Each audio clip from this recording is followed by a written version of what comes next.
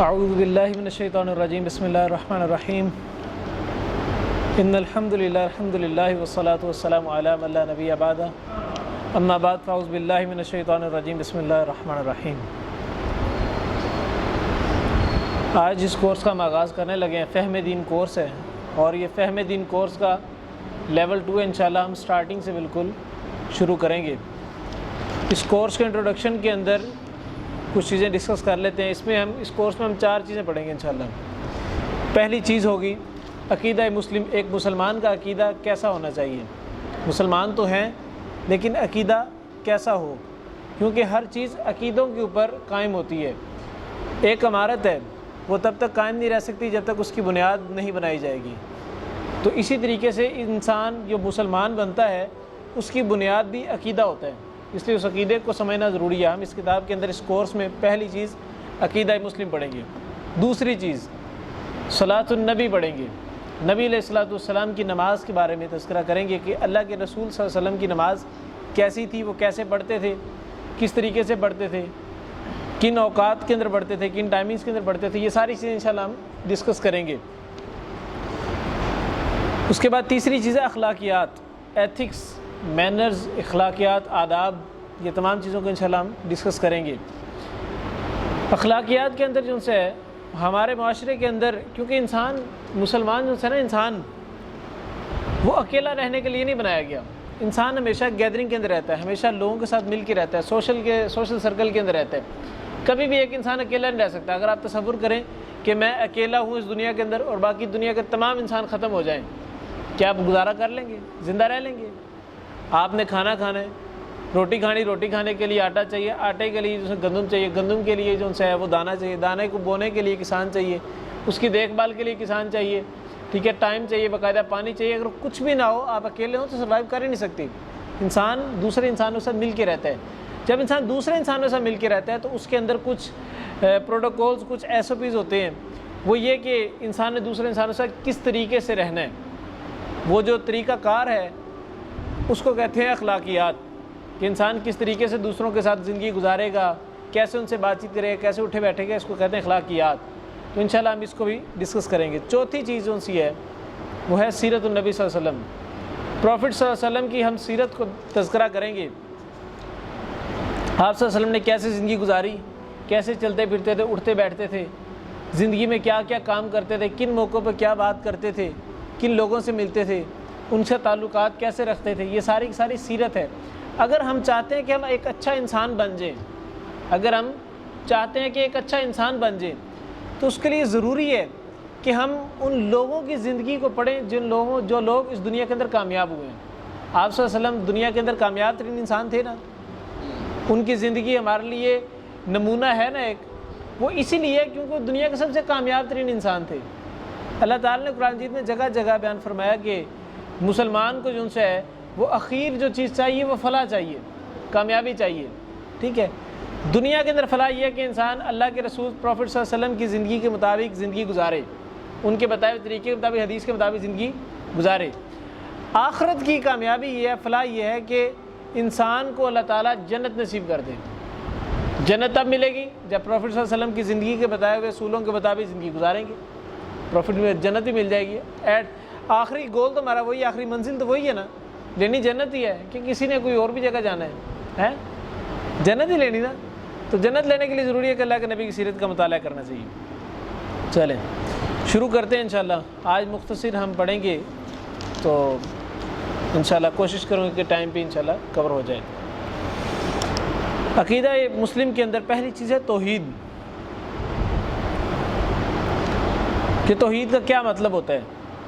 توحید کا مطلب ہوتا ہے کسی چیز کو تنہا کر دینا، اکیلا کر دینا، یکتا کر دینا۔ ایک چیز ہے وہ ساری چیزوں کے ساتھ مل کے پڑی ہوئی ہے، اگر اس چیز کو اٹھا کے میں بالکل ایک جگہ اکیلا کر دوں، اس کو کہتے ہیں توحید، واحد، ایک۔ ہم پڑھتے ہیں نا واحد، عربی بعض کا جو ہے نا وہ پہلے تو یہ ہوتا تھا کہ میٹرک تک کی کلاس کے دوران جو ہے نا 1 سے لے کے میٹرک تک تمام کلاسز کے اندر عربک لینگویج بھی ہوتی تھی، عربک کا بھی ایک سبجیکٹ ہوتا تھا عربی لینگویج کا نا، تو اس کے اندر بھی گنتی پڑھائی جاتی تھی، واحد، اثنان، ثلاثہ، اربع، خمسہ۔ تو واحد کہتے ہیں ایک کو، قل هو اللہ احد، اللہ تعالیٰ ایک ہے، ٹھیک ہے، واحد کہتے ہیں ایک کو۔ تو کسی چیز کو اکیلے کر دینا، یکتا کر دینا، واحد کر دینا، وہ کیا کہلاتی ہے؟ توحید، ٹھیک ہے۔ توحید کی اصطلاحی تعریف یہ ہے کہ مکمل ایمان کے ساتھ، یقین کے ساتھ اور اخلاص کے ساتھ، یہ تین چیزوں کے ساتھ، ایمان، یقین اور اخلاص، ان تینوں چیزوں کے ساتھ اس چیز پر یقین رکھنا کہ صرف اللہ تعالیٰ ہی عبادت کے لائق ہے، صرف اللہ تعالیٰ ہی عبادت کے لائق ہے، اور اللہ تعالیٰ کی ہی عبادت کرنا، ایک اللہ تعالیٰ کی عبادت کرنا، اور دوسرا اس کے بالکل اپوزٹ چیز ہے کہ اللہ کے علاوہ کسی کی عبادت نہ کرنا، اللہ کی عبادت کرنا، اور دوسرا اللہ کے علاوہ کسی کی عبادت نہ کرنا، یعنی اللہ تعالیٰ کے ساتھ کسی کو شریک نہیں ٹھہرانا، کسی کو برابر نہیں لے کے آنا، کسی کو اکٹھا نہیں کرنا اللہ تعالیٰ کے ساتھ۔ اس کو کہتے ہیں توحید۔ توحید کی تین قسم کی تین ٹائپس ہوتی ہیں، توحید الوہیت، توحید ربوبیت، اور تیسری توحید اسماء و صفات۔ انشاءاللہ اس کو ہم بعد میں ڈسکس کریں گے نیکسٹ لیسنز کے اندر کہ یہ تینوں کون کون سی توحید ہوتی ہیں۔ اللہ تعالیٰ نے قرآن مجید کے اندر بیان فرمایا کہ سورۃ اخلاص کے اندر بسم اللہ الرحمن الرحیم، قل هو اللہ احد اللہ الصمد لم یلد ولم یولد ولم یکن لہ کفوا احد۔ قل هو اللہ احد، کہہ دو اللہ تعالیٰ ایک ہے، اللہ الصمد، اللہ تعالیٰ بے نیاز ہے، اس کو کسی چیز کی ضرورت نہیں ہے۔ اگر ہم مر جائیں اللہ تعالیٰ کو فرق پڑے گا؟ نہیں، کیوں؟ اللہ تعالیٰ بے نیاز ہے۔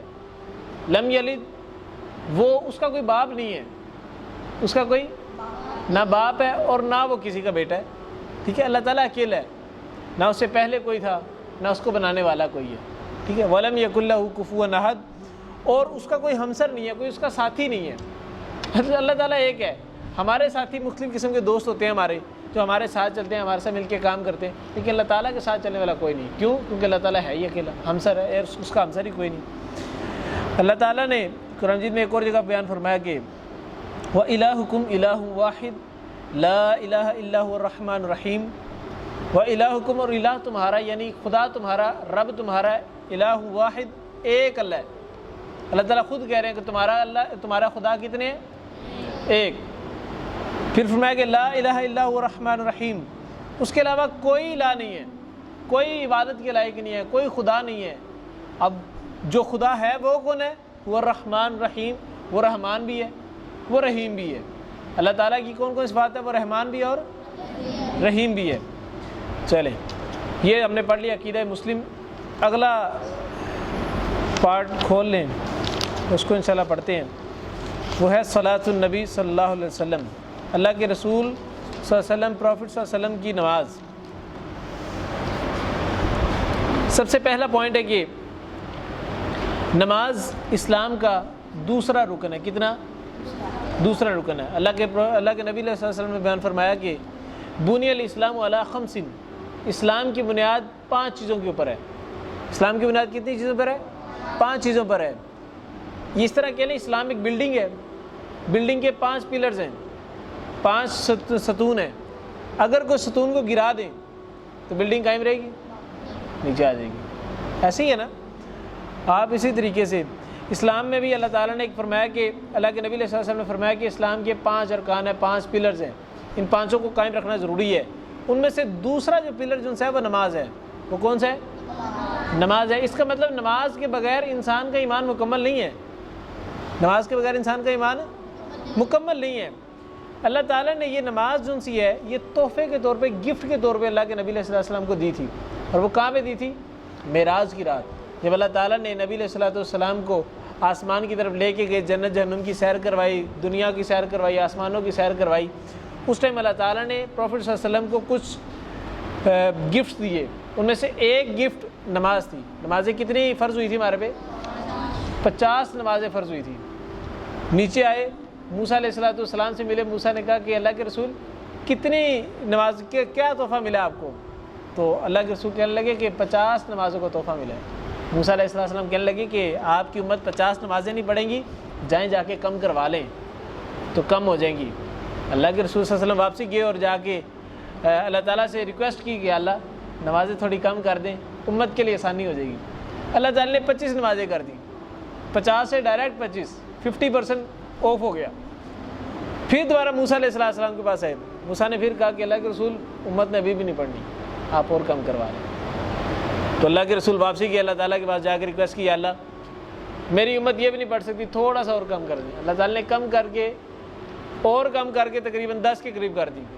پھر نیچے آئے موسیٰ کے بعد، موسیٰ نے کہا کہ اللہ کے رسول ابھی بھی نہیں امت پڑھے گی، آپ واپسی جائیں دوبارہ جائے کم کروا لیں۔ اب 10 نمازیں رہ گئی تھی، 50 فرض ہوئی تھی، 10 رہ گئی ہیں۔ اللہ کے رسول واپسی کیے، 5 نمازیں ہو گئی۔ اب اللہ کے رسول نیچے آئے موسیٰ علیہ السلام کے پاس، تو موسیٰ علیہ السلام کے پاس جب آئے تو آ کے موسیٰ نے پوچھا کہ اللہ کے رسول کتنی نمازیں ہو گئی ہیں؟ فرمانے لگے کہ 5 نمازیں ہو گئی ہیں۔ تو موسیٰ کہتے ہیں کہ ابھی بھی نہیں پڑھنی امت نے، واپسی جائیں جائے کم کروا لیں۔ اللہ کے رسول کہتے وہ الفاظ سننے والے ہیں۔ پروفیٹ صلی اللہ علیہ وسلم کہتے ہیں مجھے شرم آتی ہے کہ اللہ تعالیٰ میری امت پر 50 نمازیں فرض کرے اور ان کو کم کر کے 5 کر دے، میری امت 5 بھی نہیں پڑھ سکتی۔ ہم سوچنا چاہیے نا ہمیں کہ ہم 5 نمازیں نہیں پڑھتے، اگر ہمارے پہ 50 فرض ہوئی تھی تو کیا کرتے؟ اللہ تعالیٰ نے ہمارے پہ رحمت کی ہے کہ 5 نمازیں کر دی ہیں۔ اگر 5 بھی نہیں پڑھیں گے تو پھر تو اللہ تعالیٰ کو غصہ آئے گا کہ میں نے 50 فرض کی تھی، اس پہ کم کر کے میں نے 5 کر دی اور یہ 5 بھی نہیں پڑھ کے آئے، اللہ تعالیٰ کو تو غصہ آئے گا نا۔ تو اللہ کے نبی علیہ الصلوۃ والسلام نے، پروفیٹ صلی اللہ علیہ وسلم نے بیان فرمایا کہ قیامت کے دن انسان سے سب سے پہلے جو ہے نا، انسان کی قیامت جو ہے نا وہ قبر سے سٹارٹ ہو جاتی ہے۔ جیسے انسان فوت ہوا حساب تب اس کو ویسے سٹارٹ ہو جانا ہے۔ تو جب انسان قبر کے اندر چلا جائے گا تو قبر کے اندر جو پہلا سوال ہوگا وہ انسان کے ایمان کے متعلق ہوگا کہ تمہارا رب کون ہے، تمہارا نبی کون ہے، تمہارا دین کیا ہے۔ اس کے بعد جب کل قیامت کے دن اللہ تعالیٰ کے سامنے حاضر ہوں گے تو سوال ہوگا نماز کے متعلق، نماز کتنی پڑھی ہے، کب پڑھی ہے، کیسے پڑھی ہے، کتنی نمازیں پڑھی، 5 پڑھی کہ نہیں پڑھی، کس طریقے سے پڑھی ہیں، پروفیٹ صلی اللہ علیہ وسلم کے بتائے ہوئے طریقے کے مطابق پڑھی ہے کہ اپنے کوئی طریقے بنائے ہوئے تھے؟ اچھا جناب، پروفیٹ صلی اللہ علیہ وسلم کے طریقے کے مطابق پڑھی، کس وقت پڑھی ہے، اپنی مرضی کے ٹائم پہ پڑھی ہے کہ جماعت کے ساتھ جا کے پڑھی ہے؟ ان سوالوں کے جواب جب تک نہیں دیں گے انسان کا حساب کتاب نہیں آگے ہوگا۔ اگر پہلے کوشچن میں انسان فیل ہو گیا تو باقی کے کوشچن میں کیا بنے گا؟ باقی کوشچن میں تو پکڑے گئے نا۔ تو اس لیے پہلے کوشچن میں کامیاب ہونا ضروری ہے، اور پہلا کوشچن ہے نماز کے متعلق۔ جب تک نماز مکمل نہیں ہوگی، صحیح ہماری کمپلیٹ نہیں ہوگی، باقی چیزیں کمپلیٹ نہیں ہو سکتی۔ ہم دیکھتے ہیں کہ ہماری بعض اوقات نا روٹین کے اندر برکت نہیں ہوتی، ہم کہتے ہیں یار کیا کریں، ٹائم نہیں ملتا کسی چیز کا ٹائم نہیں ملتا۔ ہماری اکثر طبیعت بھی خراب رہتی ہے، ہم کو پڑھنے بیٹھے میں سبق یاد نہیں ہوتا، حفظ کا جو سبق ہے وہ یاد نہیں ہوتا، سب کی یاد نہیں ہوتی، منزل یاد نہیں ہوتی، یا اسکول کے دوسری تعلیم یاد نہیں ہوتی۔ تو ایک رول کو اپنا لیں، انشاءاللہ وہ ساری چیزیں آپ کی کلیئر ہو جائیں گی، ساری ٹینشنیں ختم ہو جائیں گی۔ وہ رول یہ کہ نماز کو 5 وقت کی نماز کو ٹائم پہ پڑھنا شروع کر دیں۔ نماز کو ٹائم پہ پڑھنا شروع کر دیں گے، تمام چیزیں آسان ہوتی نظر آئیں گی۔ کیوں؟ جب انسان اللہ تعالیٰ کے لیے وقت نکالتا ہے نا، اللہ تعالیٰ کہتا ہے کہ میرے بندے نے میرے لیے وقت نکالا ہے، اس کے میں باقی وقت کے اندر برکت ڈال دوں گا، باقی ٹائم آٹومیٹکلی آسان ہونا شروع ہو جاتا ہے۔ چلیں نیکسٹ پارٹ نکال لیں۔ نیکسٹ پارٹ ہمارا تھا اخلاقیات کے متعلق، ایتھکس یا مینرز کے متعلق تھا۔ پہلی حدیث ہے امام بخاری رحمہ اللہ نے اپنی کتاب، امام مسلم رحمہ اللہ نے اپنی کتاب صحیح مسلم کے اندر سیدنا ابو ہریرہ رضی اللہ تعالیٰ عنہ سے نریٹ کیا ہے۔ وہ بیان فرماتے ہیں کہ پروفیٹ صلی اللہ علیہ وسلم نے بیان فرمایا، اللہ کے رسول صلی اللہ علیہ وسلم نے بیان فرمایا کہ ایک مسلمان کا دوسرے مسلمان پر 5 قسم کے حقوق ہیں۔ ایک مسلمان کے دوسرے مسلمان پر کتنے حقوق ہیں؟ 5۔ پہلا حق یہ ہے کہ جب ایک شخص، ایک مسلمان دوسرے مسلمان سے جا کے ملے تو اس کو سلام کہیں۔ سلام کیسے کہنا ہے؟ ایسے کر کے ہیں، ہم سلام لیتے ہیں کیسے کر کے؟ ایسے کر کے، یہ ایسے کر کے سلام لیں گے۔ سلام لینے کا صحیح طریقہ ہے کہ پورے ہاتھ کے ساتھ ملایا جائے، ٹھیک ہے؟ اور سلام لینے کے بعد جو سے ہے وہ ساتھ آپ مسافہ بھی کریں، ہاتھوں کو بھی ملائیں اور ساتھ میں باقاعدہ سلام کے کلمات بھی ادا کریں۔ ایک شخص آپ کو کہتے ہیں السلام علیکم، آپ اس کا جواب دیں وعلیکم السلام ورحمۃ اللہ، تمہارے پہ سلامتی بھی ہو، تمہارے پہ رحمت بھی ہو، آپ اس کا جواب بڑھ کے دیں۔ نیکی کے کام میں آگے بڑھنا چاہیے نا، سلام کہنا نیکی ہے، تو اس کے کام میں آگے بڑھیں، تو اس آگے بڑھ کے مزید جو ہے نا وہ ایکسٹرا قسم کا جواب دیں، وعلیکم السلام ورحمۃ اللہ۔ اور اگر وہ اتنا کہے کہ السلام علیکم ورحمۃ اللہ تو اس کا جواب اور بڑھ کے دیں، وعلیکم السلام ورحمۃ اللہ وبرکاتہ۔ تو یہ طریقہ کار ہے سلام کرنے کا۔ پروفیٹ صلی اللہ علیہ وسلم نے بیان فرمایا کہ ایک مسلمان پر دوسرے مسلمان کے جو 5 حقوق ہیں ان میں سے پہلا حق یہ ہے کہ جب وہ کسی دوسرے مسلمان بھائی سے جا کے ملے تو اس کو سلام کہے۔ دوسرا حق یہ ہے کہ جب وہ دعوت دے تو اس کی دعوت کو قبول کرے۔ جب بھی مسلمان بھائی کسی چیز کی دعوت دے تو اس کی دعوت کو قبول کرنا چاہیے۔ اکثر اوقات یہ ہوتا ہے کہ ہمیں کسی کی طرف سے دعوت آئے نا، کسی ریلیٹیوز کی طرف سے، رشتہ داروں کی طرف سے، تو ہمارے پیرنٹس کہتے ہیں یا ہمارے بڑے کہتے ہیں کہ نہیں بچے پڑھ رہے ہیں، بچوں کو چھٹیاں نہیں ہیں تو ہم نے نہیں آنا۔ ایسے ہوتا ہے کہ نہیں ہوتا بعض کا؟ اللہ کے رسول صلی اللہ علیہ وسلم نے اسی سے منع فرمایا۔ آپ صلی اللہ علیہ وسلم نے بیان فرمایا کہ اگر کوئی شخص تمہیں دعوت دے رہا ہے، اللہ تعالیٰ کی رحمت کی طرف بلا رہا ہے، تم جاؤ۔ دعوت کو کبھی ٹھکرانا نہیں چاہیے۔ اسی طریقے سے اگر کوئی دوست آپ کو کچھ چیز شیئر کرنا چاہ رہا ہے نا کھلانے کے لیے، اب یہ نہ کہ نہیں میرا پیٹ بھرا ہوا ہے، وہ آپ کو شیئر کر رہا ہے، آپ اس میں سے بے شک پیٹ بھرا بھی آپ چکھ لیں اس کے لیے، کم از کم اس میں یہ ہے کہ اس کو بھی نیکی ملے گی، آپ کو بھی نیکی ملے گی، اور کھانے کا کھانا نیکی کی نیکی۔ سمجھ آ گئی بات کی؟ تیسری چیز، جب کوئی مسلمان دوسرے مسلمان سے کوئی نصیحت طلب کرے، کہے کہ مجھے کوئی نصیحت کر دے، کوئی اچھی بات بتا دیں، تو دوسرے مسلمان پہ فرض ہوتا ہے کہ پہلے مسلمان کو کوئی اچھی بات بتا دے، اس کو نصیحت کر دے، ٹھیک ہے؟ اسی لیے جب کسی سے ملا جائے تو اس کو اچھی بات ہی کہی جائے، اس کو اچھی بات ہی کی جائے، اس کو اچھی نصیحت کی جائے ہمیشہ۔ چوتھی چیز، جب کسی مسلمان کو چھینک آ جائے تو کیا کہنا چاہیے؟ نہیں، اگر کسی مثال کی طرف مجھے چھینک آتی ہے تو میں کیا کہوں گا فوراً؟ الحمدللہ۔ پروفیٹ صلی اللہ علیہ وسلم نے بیان فرمایا اگر کسی مسلمان کو چھینک آئے اور وہ الحمدللہ کہے تو دوسرے مسلمان پر فرض ہے کہ وہ کیا کہے؟ یرحمک اللہ۔ سمجھ آ گئی بات کی؟ جب ایک مسلمان کو چھینک آ جائے تو دوسرے مسلمان پر لازم ہو جاتا ہے کہ وہ اس کا جواب دے یرحمک اللہ کہہ کے۔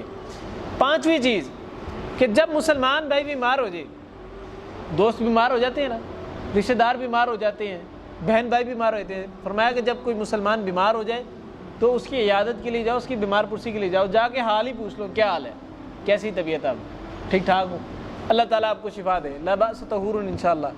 یہ کہنے سے ہمارا کچھ جائے گا نہیں، لیکن یہ ہے کہ اللہ تعالیٰ کی طرف سے اجر بھی ملے گا، رحمت کے فرشتے دعائیں بھی کریں گے، اور حدیث پر عمل بھی ہو جائے گا۔ سمجھ آ گئی؟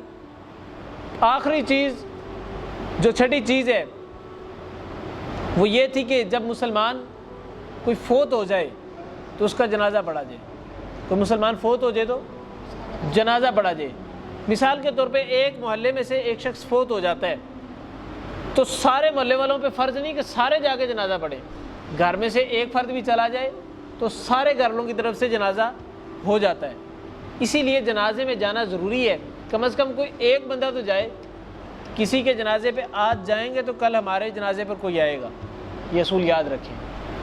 کسی کے لیے رحمت کی دعا کریں گے تو کل ہمارے لیے بھی رحمت کی دعا کی جائے گی۔ کسی کو اچھی بات کہیں گے تو ہمیں بھی کوئی اچھی بات ہی کہے گا، ٹھیک ہے؟ نیکسٹ پارٹ نکال لیں۔ آخری چیز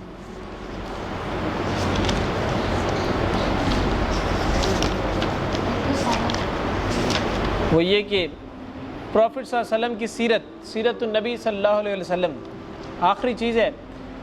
آپ علیہ الصلوۃ والسلام کہاں پیدا ہوئے تھے؟ مکہ مکرمہ میں۔ کس مہینے میں پیدا ہوئے تھے؟ 9 مہینہ ہوتا ہے، ربیع الاول کے مہینے میں پیدا ہوئے تھے۔ پروفٹ صلی اللہ علیہ وسلم کب پیدا ہوئے تھے؟ ربیع الاول کے مہینے کے اندر۔ اچھا ڈیٹ کیا تھی؟ 9 نومبر تھی، 9 ربیع الاول تھی یا 12 ربیع الاول تھی؟ اچھا یاد رکھیں مختلف قسم کی ڈیٹس ہیں جو کہ ہماری سوسائٹی کے اندر بھی مشہور ہے اور احادیث کے اندر بھی ان کا تذکرہ آتا ہے۔ 9 ربیع الاول کا بھی تذکرہ آتا ہے، 12 ربیع الاول کا بھی آتا ہے، اور ایک ہمارے اہل سنت والجماعت کے بہت بڑے جو سے نا وہ امیر ہیں، وہ لکھتے ہیں کہ 9 محرم کو بھی جو سے ہے وہ نبی علیہ الصلوۃ والسلام کی پیدائش ہوئی تھی۔ وہ کہتے ہیں 9 محرم کو پیدائش ہوئی تھی، ان کے مطابق یہ ہے، ٹھیک ہے، ان کی ریسرچ کے مطابق۔ تو اس میں تمام روایات کے اندر اگر کوئی چیز زیادہ بہتر لگتی ہے کہ یہ ڈیٹ سب سے بہتر ہے روایات کے حساب سے، حدیث کے حساب سے، تو وہ 9 ربیع الاول ہے۔ کون سی ہے؟ 9 ربیع الاول۔ ٹھیک ہو گیا۔ اس کے بعد آپ صلی اللہ علیہ وسلم کا نام کس نے رکھا تھا؟ محمد نام کس نے رکھا تھا؟ دادا کا کیا نام تھا؟ عبد المطلب۔ اور احمد نام کس نے رکھا تھا؟ ان کی والدہ کا کیا نام تھا؟ بی بی آمنہ۔ دادا نے کیا نام رکھا تھا؟ دادا نے نام رکھا تھا محمد، اور والدہ نے احمد نام رکھا تھا۔ صحیح ہے۔ آپ صلی اللہ علیہ وسلم کے والد کی وفات کہاں پہ ہوئی تھی؟ ہاں جی، کہاں پہ ہوئی تھی؟ مدینہ میں۔ صحیح۔ آپ صلی اللہ علیہ وسلم کی والدہ کی وفات کے وقت آپ صلی اللہ علیہ وسلم کی والدہ محترمہ کی عمر کتنی تھی؟ والد محترم کی کتنی؟ 50 سال۔ یہ وہ کوشچن ہیں جو ہمیں یاد رکھنے چاہیے کہ ہمارے پروفٹ صلی اللہ علیہ وسلم 25 سال تھی۔ ہمارے پروفٹ صلی اللہ علیہ وسلم کی زندگی کے بارے میں ہمیں پتہ ہونا چاہیے کہ ان کا نام کس نے رکھا، ٹھیک ہے، کتنی عمر تھی پروفٹ صلی اللہ علیہ وسلم کی، ان کے والد کا کیا نام تھا، ان کی والدہ کا کیا نام تھا، دادا کا کیا نام تھا، کس نے پروفٹ صلی اللہ علیہ وسلم کی پرورش کی، کس نے پالا، آپ صلی اللہ علیہ وسلم کہاں پہ جا کے بچپن گزارا، کہاں پہ جوانی گزاری، کہاں پہ بڑھاپا گزارا، کون دوست تھے، کون دشمن تھے، یہ ساری چیزیں ہمیں پتہ ہونی چاہیے۔ اس لیے ان چیزوں کو یاد رکھا کریں۔